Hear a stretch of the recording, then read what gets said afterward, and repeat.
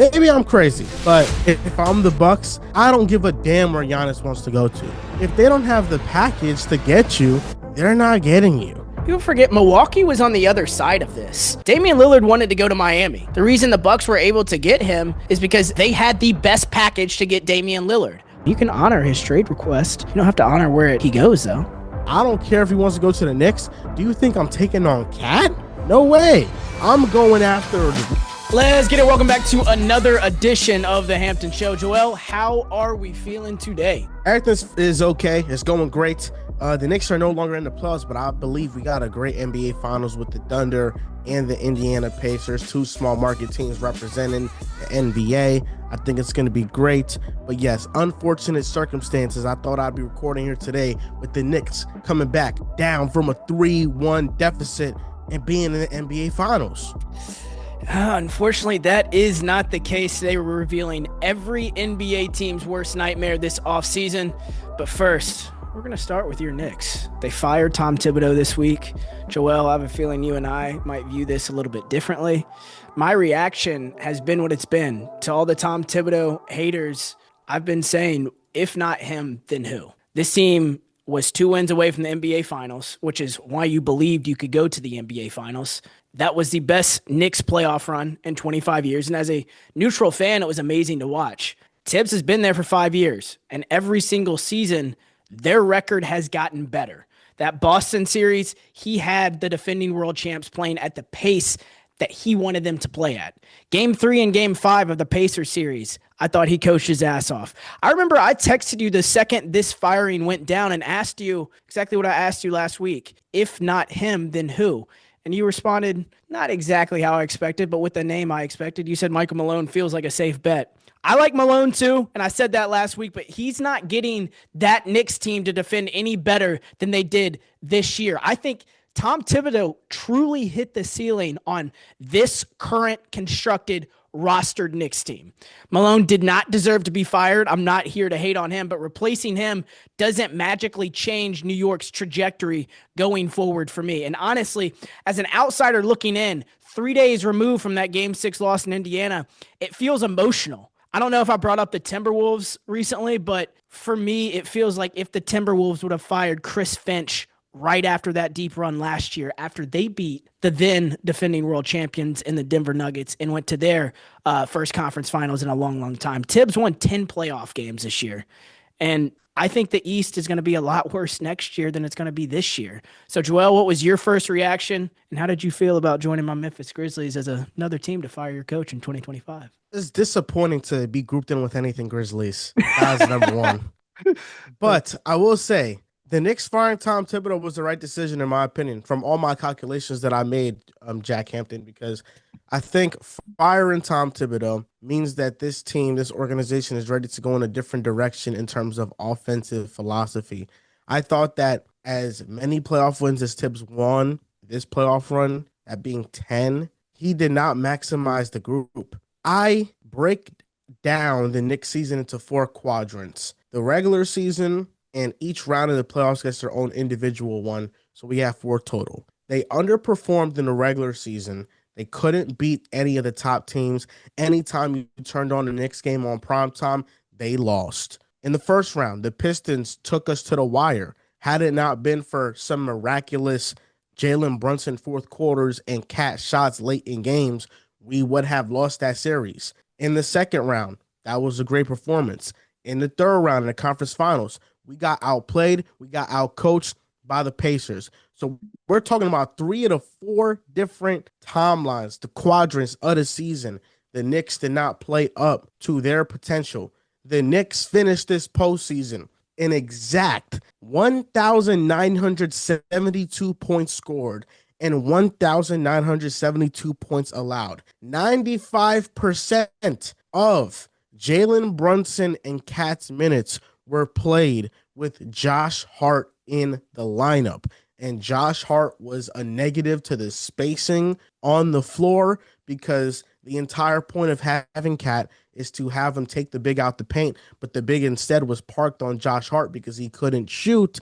And then Tibbs didn't play rotation guys all year long and finally dabbled into that in the Indiana series in the conference finals. Nobody's denying what he did. He was pivotal to building the culture of the Knicks, but this is not a foreign concept. This is not a one time this has ever been done. The Pistons back in '02 and '03 had Rick Carlisle as a coach. They won 50 plus games. They fired him. They brought in Larry Brown and won a championship the very next year. What about recently? The Celtics didn't fire Ime Udoka, but he was caught up in a scandal with somebody within the organization because of a relationship that he had. They fired him. They promoted Joe Mazzulla, who at the time was unproven. And since then, I think we can all say it's safe to say that that was a good decision, and they have reaped the benefits of that. So just because the Knicks have moved on from Tom Thibodeau does not mean it's the end of the world. He is third all time in playoff series losses when he has been the favorited team in the series. He has 7 losses. We were favored against the Pacers. We lost. Last year, we were favored against the Pacers. We lost. It's time for a change. It's as simple as that. It's amazing to me. We sat on this very call last week, and I asked you, do you think Tom Thibodeau deserves another year? Your answer was yes. I'm interested to see what has changed in the 7 days that has transpired. I don't know if you're blinded by the New York fandom. To me, that's what it looks like. You mentioned the 4 quadrants, underperforming in the regular season. I think a fair statement would be they underperformed against the top teams in the East in the regular season, which ultimately does not matter. This team won 51 games. They were 3rd in the Eastern Conference. They were a top 3 seed, just like everyone expected them to be. That is not underperforming. First round, you said it went down to the wire. I must have missed a game 7 because the Knicks, I understand they were down in multiple games throughout that, but I never had a serious thought about them losing the series. Second round, you summed it up in one sentence in your soliloquy. It was great. It was great. That was it. You beating the defending champions was just great. Without the Tatum injury, that would have been one of the, I think it still was because they were up 3-1, one of the greatest upsets in playoff history. Nobody expected the Knicks to win against the Boston Celtics. That was not expected. And in the conference finals, yes, they were favored against the Indiana Pacers. So were the Cleveland Cavaliers. Are we not going to have that same conversation? Does the Cavs coach deserve to be fired now? You mentioned the Pistons with Rick Carlisle, the Celtics with now Joe Mazzulla and formerly Ime Udoka. The reason it feels emotional, those two teams, they didn't have this report leak out that they're also going to make aggressive changes to the roster. So not only were you 2 wins away from the NBA Finals, you're going to fire your coach and now possibly make a massive trade that's going to shake up the foundation of this roster. I think there is something to be said about Rick Carlisle and the Indiana Pacers. I was guilty of telling them of like, they shouldn't settle. They shouldn't be the 2021 Atlanta Hawks. The Pacers should go out and make a move to take their next step. I was wrong. Continuity was the next step for them. And I think continuity could have been the next step for the New York Knicks going into next season, not firing your coach and making a catastrophic move. It just feels emotional, Joel. And why do you feel 7 days later that you changed your mind about Tom Thibodeau going into next season? I didn't change my mind. I think he did deserve another year for what he did this year. Okay. But ultimately, he got fired based on what he did this season, the process over the results, because the process of how you get to things, I think, matters more sometimes than the result. The Hawks made the conference finals a couple years ago, and we all knew it was a fluke. It was the process about it. It wasn't just the result of it. And I thought we did underperform against the Pistons. You're right. There wasn't no game 7, but last time I checked, there was a game in that series where we fouled Tim Hardaway Jr. and the referees refused to call that call. And that call right there would have lost us that game had they called it correctly. So that was very near going to 7, and we were outplayed for most of that series. We got outcoached versus the Indiana Pacers. So to me, I look at the process of these things. I look at how Josh Hart was top 3 in minutes per game in the regular season, a role player who's a 6'4" rebounder, who's a poor defender, who can't shoot the ball, who can't create his own offense. He's top 3 in minutes per game. Tom Thibodeau had a fascination with the role player that doesn't provide much of anything. And he played and was a real negative to our offensive lines throughout the season. If the Knicks want to shake up the roster, I have no problems with that. The reason why is because you have to ask yourself the question: Jalen Brunson being a defensive liability, Cat being a defensive liability, can you win with your top two players being defensive liabilities to that degree? My answer to that would be no. I think if the Knicks, as currently constructed with Tom Thibodeau going into next year, it's not implausible to me that they would have beat the Indiana Pacers. The Boston Celtics most likely will be out of the equation. Cleveland Cavaliers, no hate towards Donovan Mitchell, but we have seen his playoff history. The only two teams that should be feared in the East going into next season were the Pacers and the Knicks. And I think the Knicks, as currently constructed, all of your concerns are fair. The Tim Hardaway thing is fair. The defensive liability point is fair. So let's go back to the question that started this. Now he's gone. Who should it be? I have no idea. They're doing a thorough search. They're going to come to the result they come to. Mike Malone is out. I don't think he's going to be the head coach. I don't think they're going to pivot to a rookie head coach in someone like Johnny Bryant, who I'm very high on. He's been an assistant for years. He's come up with the Knicks. I'd like that, but I don't believe the Knicks will make that move. I think the Knicks are going to do a thorough search, and whoever they land with will evaluate it in that time frame. But I can't say this was the wrong decision. I think this is a risky decision, not a wrong decision. I also want to touch on the Mikal Bridges piece of it. A report came out, I think it was Ian Begley, had said that the top players had sat in on meetings with James Dolan, Leon Rose. I'm sure you're much more well-read on this than me because it's your team. He had reported that the players had sat in on the meetings, exit meetings. It wasn't one-on-one like most teams. It was kind of a group effort. I'm interested to see how Mikal Bridges felt about Tom Thibodeau. Jalen Brunson publicly came out and defended him. That was on record. Mikal was misused in the offense, but I don't understand why Knicks fans view that trade as a miss. I know it was a lot of draft capital, but I don't forget game 1 and game 2 of that Boston series, what he did on the defensive end and how paramount it was. The reason this team was able to get to the conference finals with Brunson and Cat as their best players and as their biggest defensive liabilities is because of guys like Mikal Bridges.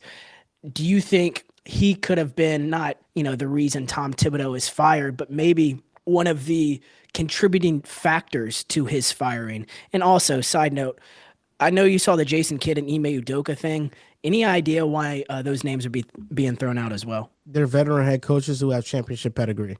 That's why. Well, Jason Kidd, not as a coach. Ime Udoka has gotten there, but he hasn't won it. But I just think they bring a certain, newness to philosophy is the word I'd go with. I think Mikal Bridges in that trade, as it currently stands, 5 first-round picks was way too much to go get him.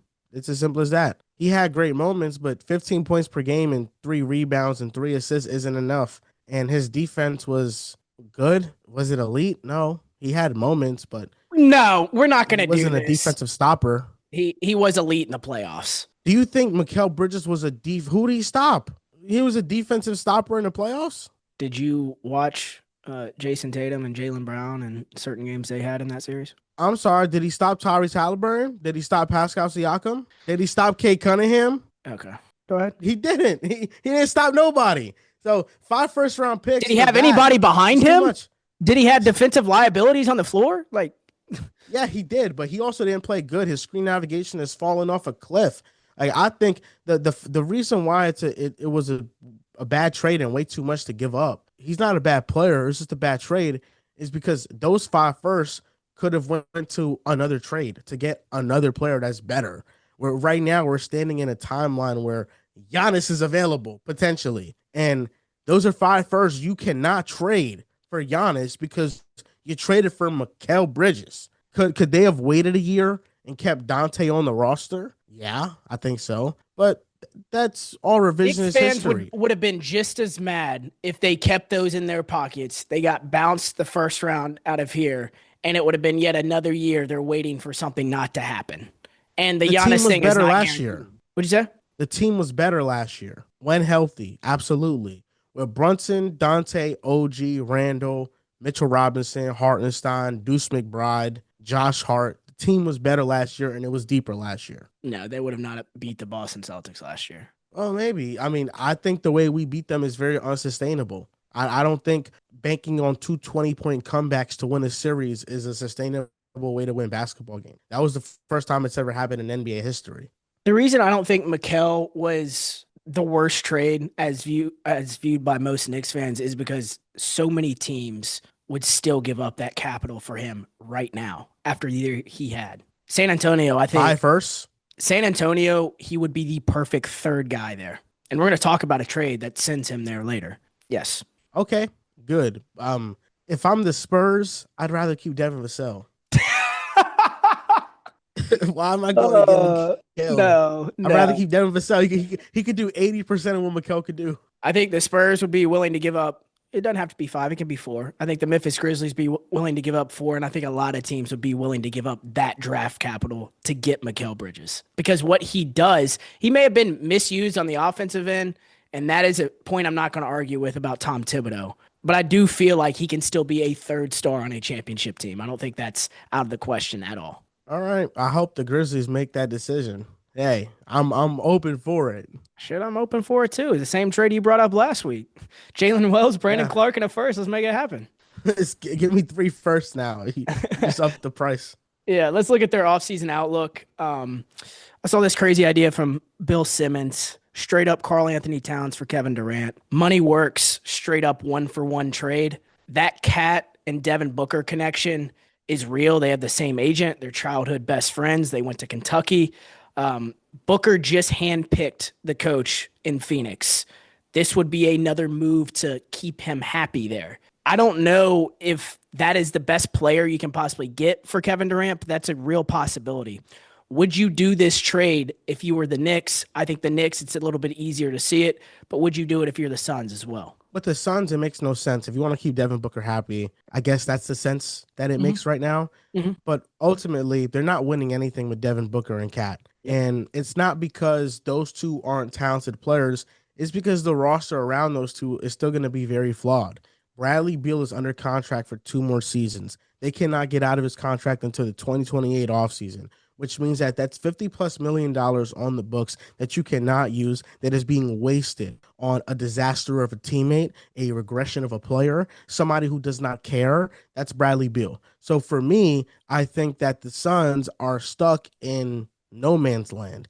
And the best avenue for them to fully lean into a rebuild is to try to trade Devin Booker, but he is a Phoenix Sun for life. By all accounts, that's where he's going to stay. And I do think that is the best possible player they could get for Kevin Durant. We're talking about the Rockets offering Fred VanVleet and Jabari Smith in the 10th overall pick. The Timberwolves offering Julius Randle and Naz Reid. That sounds more intriguing than just Cat, because you get Randle and Reed, but these are the trades we're talking about. Cat is most definitely the best player they could get back 1-for-1 for Kevin Durant. And if you're the Knicks, if your window to win a title is in the next 2-3 years, Kevin Durant gives you a better chance to win in the next 2-3 years. If I'm the Knicks, I would do it. And I don't care about all the baggage that people may think comes with Kevin Durant. Kevin Durant is a better player. He's not a black hole on defense. This is a no-brainer. Yeah, the starting 5 for New York, if that went through: Jalen Brunson, Mikal Bridges, Kevin Durant, OG Anunoby, and Mitchell Robinson. That would be an amazing starting 5. You're right, it makes a lot more sense on New York side of things. Phoenix, it would be the best player. I think it's a 3rd or 4th option for them. I don't know how much draft capital you're going to get in return for Kevin Durant. Their vision of, hey, let's just retool next to Devin Booker, they're not going to have a lot of options with that. And that's why I think this Towns for Durant thing is an actual conversation. Pivoting to Giannis, we can go into full dream world here, but I think the only way if Giannis ends up at the Knicks is if he demands it. That's the only way this happens. And to make it work, it's probably a 3-teamer. Again, this is from Bill Simmons. It's got to be Towns and OG, or Towns and Mikal, with the 3rd team being a squad with a ton of draft capital like the Spurs. So in this version, the Bucks would get Towns, Vassell, and 4 first-round picks. The Spurs would get OG or Mikal, depending on whoever they would want. And Giannis goes to the New York Knicks. People are forgetting how those Boston games started with Mikal Bridges. Games 1 and game 2, I brought that up earlier. but I think he would be a perfect third star in San Antonio. Him, Victor Wembanyama, De'Aaron Fox, and Stephon Castle. I think that makes up a Western Conference contender in my thing. What do you think about that three-teamer? And is that too much or is that not a good enough return for Milwaukee? I don't see how the Knicks can compete for a championship. Mm-hmm. Jalen Brunson, Giannis, Mitchell Robinson, OG or Mikal, then who else? I think that team lacks a lot of depth and juice. With the Spurs, I guess it's fine. I mean, Mikal Bridges, third star. Two top I'm 10 still players, that it lacks a lot of juice. I would say Brunson's more top 15, but that's what they had with Dame in Milwaukee. Yep. It was Giannis and it was Dame. I think you need a team to win. And I think the Knicks are losing two valuable players in that trade, and the depth is already a concern. Mikal Bridges in San Antonio, I already told you. I mean, I think Devin Vassell is just as valuable as him. I think he could do 80% of what he could do. That is ridiculous. And a third star, I don't think he's a third star. I don't even think he wasn't even the Knicks' third best player in the playoffs. It was Brunson, Cat, and OG. What plays were getting ran for him? What opportunity did he have on the offensive end? What plays do you want to run with him? He was shooting that dumb mid-range fadeaway shot and missing. Okay. I think what he brings as far as switchability on the defensive end and his ability to knock down a three at an elite level, he's one of the most elite 3-and-D guys you can get. That elite level of knocking down threes wasn't visible in the playoffs. He shot 33% from three. Okay, that's fair. I am just saying that 5 first-round picks is still not crazy for Mikal Bridges. And I'm sitting here as a team that wants him. Right now, it's not absolutely crazy. That's ridiculous. Absolutely crazy. At most, I trade 3 firsts for him. At most. And even then, I think I'm overpaying. I think his value has shot down to 2 firsts and a young player. I think that's his value. Okay, so we're sitting here talking about you have no problem with them being aggressive. We just talked about Giannis. We just talked about Durant. I think the Durant trade we can agree on makes more sense. They would have more depth still and more options there. What's the move that you want to see them make that you're going to talk yourself into now after talking yourself into Tom Thibodeau being fired? Just improving the depth, the mid-level exception player, bringing on a depth. I don't even care if Cat gets traded or not. If he gets traded for KD, I think we're good. We're still better. If Cat stays, but we add depth to the team, I think we're better. Mm-hmm. So either or, I think the Knicks have avenues this offseason to maneuver with, and that they could be in a good spot. The only trade I would make if I'm them would be that Durant deal. You've talked me into the Giannis piece already. It's not about getting Giannis. It's about what you're giving up to get Giannis. The Durant thing does make sense if you can keep role players around them. But what mid-level exception guys come to mind? What names come to your mind? Chris Paul is a veteran that comes to my mind, but he's 40 and he might not be playable in the playoffs. So I don't know how much I'd really want that, but he would be a good veteran in the locker room for sure. That's fair. And he was solid with the Spurs last year. It's not like he was bad. Yep. It's just he's small now, you know. He played all 82 too, didn't he? Yeah. So that would be like the modern day Jason Kidd when he went to the Knicks when he was older and he was just great as a leader. I think that wouldn't be too bad. And then after that, a Karis LeVert always comes to my mind, but he's probably going to ask more than the mid-level exception. So I don't think that's plausible. I'm looking for those type of role players, the Chris Pauls, the Nickeil Alexander-Walkers, the Karis LeVerts. That's the type of player I feel like we need to improve. The Ime Udoka and Jason Kidd reports took me off guard with the Tom Thibodeau situation. If they're somehow, I think they're dream scenarios, but if they can somehow pluck those 2 guys, those are the only 2 names to me that makes the Thibodeau firing worth it. Do you feel the same way? No. Who else? Jason Kidd is just a little bit outdated with his offensive philosophy too. I think with the Mavericks, it was just Luka ball. That's what his offense was. It was Luka ball. It's going to be the same thing in New York with just Brunson having a heavy load. I don't know if that's a conducive way to win the championship. He does bring a great defensive scheme, so I can't knock that. But I don't know why'd he leave Dallas. They're going to get Cooper Flag, so I don't see that. Then Ime Udoka seems like he's fine in Houston. I think Houston has a really bright future, so I'm just confused. I just don't see them. Because the way you talk about this season as a Knicks fan, it seems like you were so far from the NBA Finals, yet you're giving me names like Chris Paul and Karis LeVert as you would be fine if that was the offseason. I know there's not a lot of options, but Does the coaching make that big of a difference for you on why, in your mind, you are so far away and this is not sustainable for success next season? Oh, absolutely. Offensively, yes. Offensively, Tom Thibodeau ran the worst possible lineups to maximize the offense possible. Fair. Absolutely. So 100%.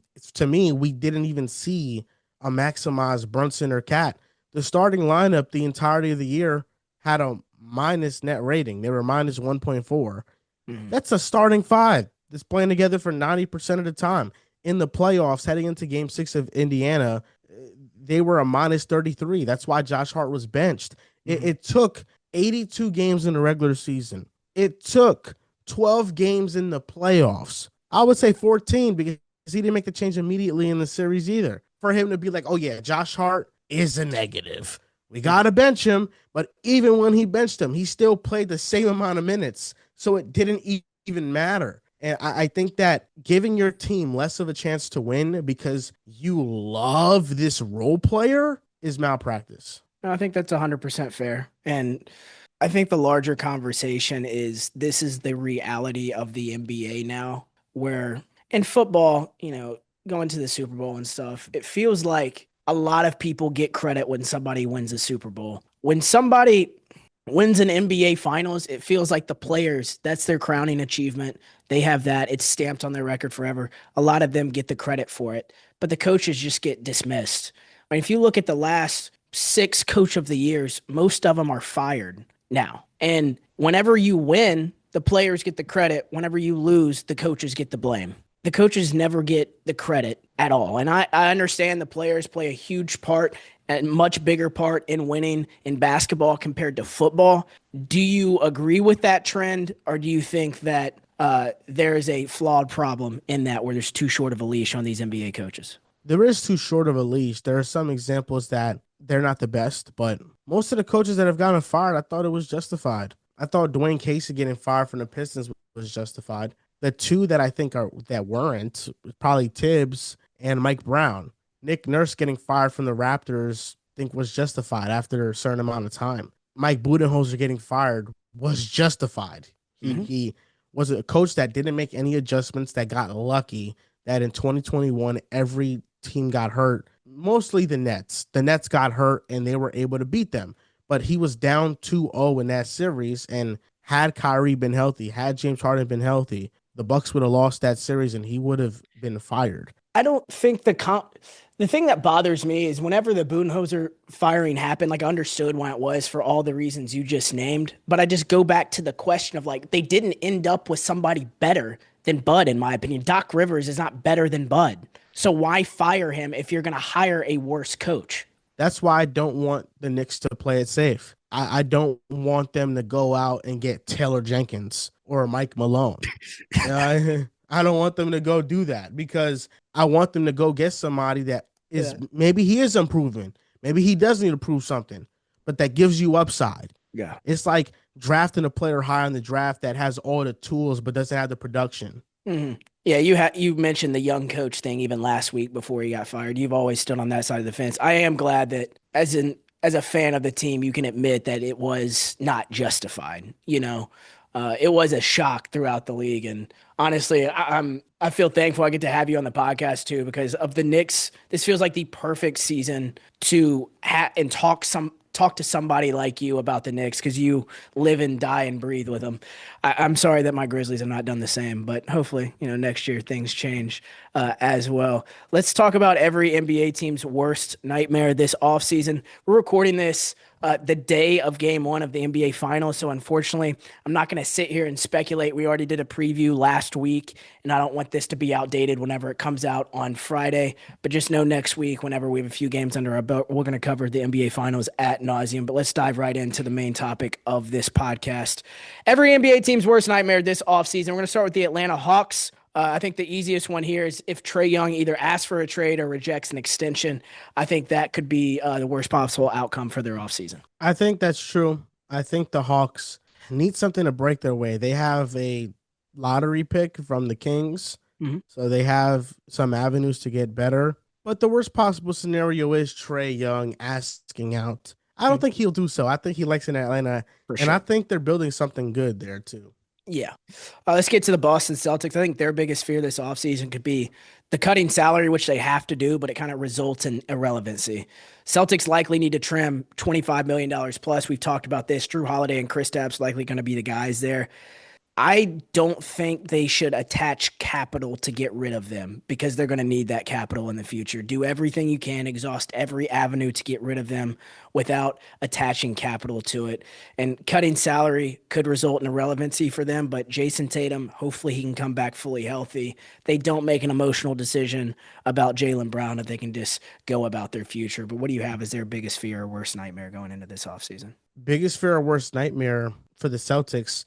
Did it already happen? Is Tatum's not playing for the entirety of next season? Yes. I think the moves that they need to make this offseason, like the biggest fear for them is if I'm a fan, is them thinking they can actually compete and going into next year operating that way. Next year to me is a full tank season. I'm trading Porzingis. I'm getting under the second apron. I'm trying to trade Drew Holiday. And if the price is right, Jaylen Brown and Derek White are also available. But best case scenario is when Tatum comes back, Jaylen Brown is still there, and so is Derek White, and you have to fill the voids of Porzingis and Drew Holiday. I think Dallas could be a very interesting team for Drew Holiday or Derek White, depending on how much they're willing to give up. We've talked about Nico Harrison. He wants to have a viable point guard when Kyrie Irving is out next to Cooper Flag, and I think those two names would be teams that Dallas should go after. The Brooklyn Nets. I don't think they should trade for Giannis. I think they're one of the most realistic destination. We've talked about that, but there's nowhere near enough around that franchise or in place at that franchise for them to contend if they trade for Giannis. So that's the disaster. To me, yes. Yeah, I don't think they should trade for Giannis Antetokounmpo. They're not ready to. I agree. I think they're accelerating a rebuild that doesn't need to be accelerated. Yeah. Do you view something else as their disaster? No, I think that's what it is outside of drafting the wrong player. Yeah, for sure. I think with the Hornets, I did exactly what you just said, missing at the number 4 overall pick yet again. I was in the airport last weekend watching VJ Edgecombe highlights, and I was starting to fall in love with him. So hopefully Charlotte can go after him and he doesn't end up being another Salon like they had this year. They haven't been good at drafting. That would be another nightmare of theirs if they miss on the 4th overall pick. Because I don't think the team is too far away. They have 2 talented pieces in LaMelo and Brandon Miller. If they can hit on this draft and get a solid player with the 4th pick, I think they're building something for the first time. It seems like in a long time. For sure. But that would be the worst nightmare if they miss on that pick too. Yeah, absolutely. Chicago Bulls are up next. I think overpaying Josh Giddey could be a big fear and a nightmare situation for them. Jake Fisher noted that Josh Giddey wants a 5-year deal that is projected to land at no less than $120 million. If I was a Chicago Bull fan, I would not like that at all. The no less than language is really unnerving if I'm a Bulls fan because no squad really outside of Brooklyn has the money in free agency to pay a guy like Josh Giddey. So why give him a $120 million extension when you don't have to give him that contract? You don't need to outbid anybody. They already made the mistake with Patrick Williams last summer. Don't repeat that mistake this summer. The worst mistake the Bulls can get into is just tying big contracts to average players. Patrick Williams is whatever, and Josh Giddey played really well, but how viable is he in a real playoff setting? I don't think he gives you much of a ceiling. So I think that is the Bulls' biggest nightmare. I think they have refused to tank ethically, and it's costing them. Moving to the Cleveland Cavaliers, I think the worst nightmare is they do nothing. This team lost in 5 games to Indiana. If any other 64-win team did that, I think it would be a lot bigger story than the Cavs collapse to the Pacers this season. I'm not taking any credit away from the Pacers. The Cavs were just historically great in the regular season, and I know their numbers after All-Star break weren't particularly the best, but it's still a 64-win team that lost in 5 games in the second round. Their worst nightmare is panic. That's what I think it is. I mean, I understand you think they need to make a move, but they lost in 5 games not because they aren't a good team, but because they got hurt. Darius Garland had a foot injury. Evan Mobley had an ankle injury. Donovan Mitchell had an injury in that series as it progressed, and DeAndre Hunter also got an injury. So for me, I don't think that running it back is the worst idea because I think this team wasn't healthy. I do think that they could get better around the margins, maybe trading for a Herb Jones from the Mhm. Pelicans and getting him because they need a premier perimeter defender. That's what I think they're lacking. And that could improve them a lot. I think Jared Allen becomes the number one guy that you're looking to trade in Yep. this scenario because not only has he underperformed in the playoffs, but he's kind of been a little bit soft. Mhm. So I think that you could move off of him, put Evan Mobley at the five, Herb Jones could start and be Yep. that perimeter stopper, and you keep Garland, and they just have to hope that they're healthy at the right time. It's exactly what I was imagining too. I just think doing nothing, running it back with this core would not be the right move. And this is another conversation I want to bring up. Ownership is going to have a decision to make on money spent.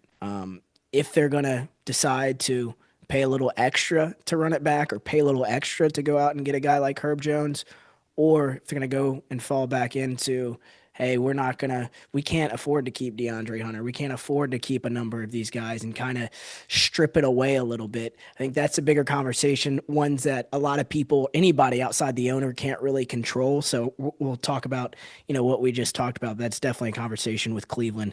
Dallas. I think the nightmare situation is Nico Harrison does a Nico Harrison thing, whether it's the Cooper flag and number one overall pick or something else we don't expect. That's the easiest nightmare decision on this list. Yeah, the nightmare would be not drafting Cooper Flag at one. Yeah, I think exactly. that's the nightmare. Drafting Dylan Harper with the Yeah. first pick or trading back. That's the nightmare for them. Yeah. Not much else to say there. The Denver Nuggets staying in the West. I think if they just don't add depth around Jokic like he publicly asked for after the game seven loss to the Oklahoma City Thunder, would be my biggest fear as a new front office steps into Denver. It's unfortunate. John Crockett came out and said that they're looking for internal improvement on the roster, and it kind of made it seem like they aren't going to be aggressive to make moves. Jokic and the Nuggets took OKC to 7 games. Mhm. It could have went either way at that point, and had Jokic had more support around him, could he have taken them down? Yes. So I think that Denver needs to be extremely aggressive this offseason to complement Jokic and to make sure that he has a better chance to win. Absolutely. Moving to the Detroit Pistons, I think trading for Zion to me is a big fear I would have if I was Detroit. I want a reliable second star next to Cade Cunningham. Whether Julius Randle becomes available, I would choose that 10 times out of 10 because I know Julius Randle is going to be on the floor. And as much back and forth as we had about him in this postseason, I have to admit something was undeniable about the first two rounds of what he showed me and how he can be a great supporting star in a playoff situation. I think Julius Randle's the guy, not Zion Williamson. I don't want to roll the dice and risk assets while rolling the dice. For the Pistons, it's not being too hasty. I Yes. don't think they need to make an aggressive move and go all in. I think they should just wait and see what they have with some of the current guys they have on the roster. Jaden Ivey being healthy, Ron Holland, Asor Thompson, another year of development. Jalen Durant, how much better can he get? Cade Cunningham, even. That's what I would do. They have some cap space, and I think for them, it's making small moves like trading for a Cam Johnson or something. But I don't think it's doing anything extravagant. Yeah, and they have that same decision to make that Cleveland does with ownership and spending and that whole thing. Pretty much conversation throughout the league there. The Golden State Warriors, Kuminga's free agency has been a ticking time bomb for years now. And I think Bleacher Report laid this out perfectly. They had a similar article to what we're talking about right now. And they laid out three nightmare scenarios for Kuminga's free agency, and I think they're all realistic. The first one is Kuminga signs an offer sheet with another team that is so lucrative that the Warriors can't match it, and they decide to let him walk for nothing. The second scenario is Kuminga puts pen to paper on a ridiculous offer sheet that Golden State feels compelled to match, but it's at risk of aging poorly, especially because of that relationship he has with Steve Kerr. The number three nightmare scenario is Kuminga signs his qualifying offer, plays out the season with veto rights or any trade, and leaves for nothing as an unrestricted free agent next summer. So this just gets pushed to next summer. I think there's a lot of ways the Kuminga thing could go wrong. What would you do if you were Mike Dunleavy Jr. and the Golden State Warriors? A sign and trade. He doesn't fit on the roster. That's the avenue. Hmm. And if they lose him for nothing, that's the worst possibility for their offseason because Kuminga right now is the only opportunity they have, the leverage they have to get better this offseason. And it still feels 2 years too late, doesn't it? It does. He had good playoff games, and that might have rose his stock a little bit. But Yeah. after this entirety of the year of Steve Kerr being inconsistent with his playing time, Hmm. who knows what's the reason behind that? And I think that's what everybody's wondering. Hmm. I'm going to run through four of these right now. This is 11 through 14 as far as teams. Houston Rockets, nothing's done to improve their roster, which I think is highly unlikely. Indiana Pacers, biggest nightmares, they don't re-sign Miles Turner. LA Clippers, biggest fear, they don't lighten Harden's workload because his usage rate was insane. His minutes were up there as well. LA Lakers, worst nightmare is they don't add a big man, which again I think is highly unlikely. Anything from those four teams stand out to you or that you want to add? I think those are perfect. I think especially the Pacers and Miles Turner one Mhm. because he's just meant so much to Indiana and he's those centers that every team wants. Somebody that can protect the rim, somebody that can shoot the ball. That is a no-brainer for the Pacers to keep him long term. Absolutely. Let's get into something that's close to home. You say you don't want to be associated with the Memphis Grizzlies. You're about to be. Jaren Jackson does not sign an extension. If he won Defensive Player of the Year, which he was favored to do after Victor Wembanyama's injury, he would have had an option to sign a $300 million+ deal. If he made third All NBA team, which he was favored to do for most of the season, he would have signed a $300 million+ deal. But now the Grizzlies and Jaren are sort of in limbo, and Grizzlies fans can celebrate because they don't have to pay him all that money. But now you have all these different options can occur. He can sign a 4-year extension off of this 2026 salary, which comes to 146 million, I think 36 million per year. It's probably unlikely, a little bit low for him. He can use the Grizzlies' current projected 7 million in cap space to renegotiate and extend his contract, and that would bump him to 190 million. Hopefully, you can get that negotiated if you're the Grizzlies. And the last option is he doesn't sign an extension at all and enters unrestricted free agency in 2026. So it'd be the Kuminga situation on crack, and all of those nightmare scenarios start to bubble up if you have him looming in 2026 free agency. So if you were the Grizzlies, what would you do? Me personally, I would try to negotiate down as much as possible because I don't know if he is a $235 million player that Ja Morant or Desmond Bane is. Ja Morant is on a $190 million deal. And the reason he's on that is because it's his fault. He had a kicker to push him up to 236. Desmond Bane, I think they made the mistake of signing him to 230 million. Jaren Jackson doesn't need to be that third mistake in this scenario. How do you feel about it? I feel like Memphis shouldn't overpay him, but the alternative is losing him for nothing. And you also can't do that. And that's Yep. why they had to pay Desmond Bain as well. I think that it's very hard to build a team in the modern NBA when you are paying three players Yes. that are tier two players this much money. I think it's just a death sentence. I would be all for Jaren Jackson being on a new team in 2 seasons and seeing where he could go because I do think that he can contribute to a contender and he could be the missing piece to a team that is looking to win a championship. But with the Grizzlies, I just don't think they have that high of a ceiling. But if you're Memphis, you can't lose him for nothing. Absolutely. That's why I think the play this summer for them is a Desmond Bane opportunity. Like, just if you're going to move one of the three, Desmond Bane has to be the one. It's the worst contract, too. It's going to be the hardest to move. But this is going to be a foundational summer for the Grizzlies. I'm interested to see what they do. I don't want to see Jackson on a new team because I think our ownership, at least this is what reporting is they're married to Morant, and understandably so. He's a superstar. He sells tickets. It's a small market. They need that. But a pairing of Ja and Jaren makes so much more sense than Ja and Bane. Ja and Bane feels like a less version of Damian Lillard and CJ McCollum. It's two smaller guards who aren't the best at defending. I think you need a guy like Jaren Jackson, a part of the future, and Desmond Bane becomes a lot more expendable. Absolutely. Let's get into the Miami Heat. I'll run through four teams and then we'll get into the New York Knicks. Not that we've talked about them enough. Miami Heat. I think the nightmare situation for them is they trade for Kevin Durant because what are they giving up to do so? And I don't know where that puts them, even in a depleted Eastern Conference. The Milwaukee Bucks, Giannis requests a trade specifically to the Warriors or the Knicks because there's not good options for return there. Minnesota Timberwolves, they lose both Naz Reid and Nickeil Alexander-Walker. The Pelicans is they lose draft compensation in trading CJ McCollum. Where do you want to start there? The Bucks one's interesting. Maybe I'm crazy, but I think that if I'm the Bucks, I don't give a damn where Giannis wants to go to. I don't care if he wants to go to the Warriors. All right.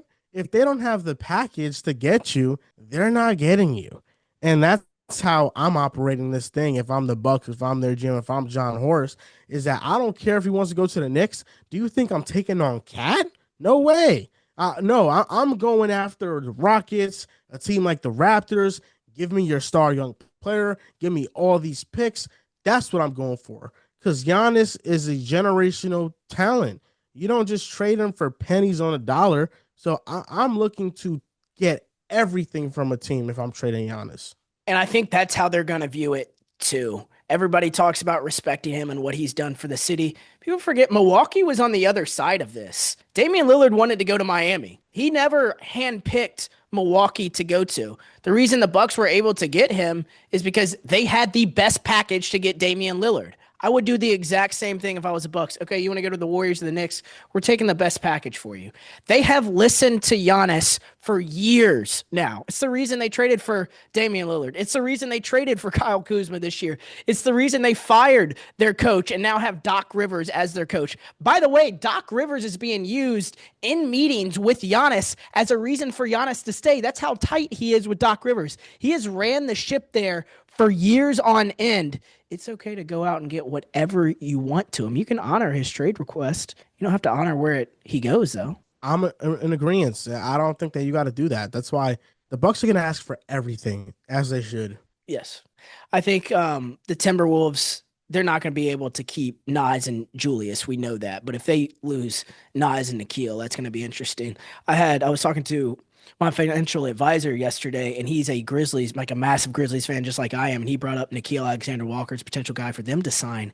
And I'm like, dude, do you know what his market is going to be after this playoff run and what he has done? He was a huge piece in Minnesota of their bench. I think all 30 teams in the NBA should want Nickeil Alexander-Walker. It's going to be very, very hard for the Timberwolves to keep him. How did you feel about the Miami Heat Kevin Durant thing? Do you agree with that trading for KD really doesn't move the needle for them? It depends on what they trade. If they don't trade Hero or Bam, I think it does. But if they have to trade one of those, then yeah, that's a big loss. For me, but the Heat don't have anything to trade outside of picks and bad contracts. Yeah, it's unrealistic. And even if they don't have to give up Bam and Tyler Hero, I think Tyler Hero, Kevin Durant, and Bam Adebayo with no role players virtually around them. I don't know how I feel about that.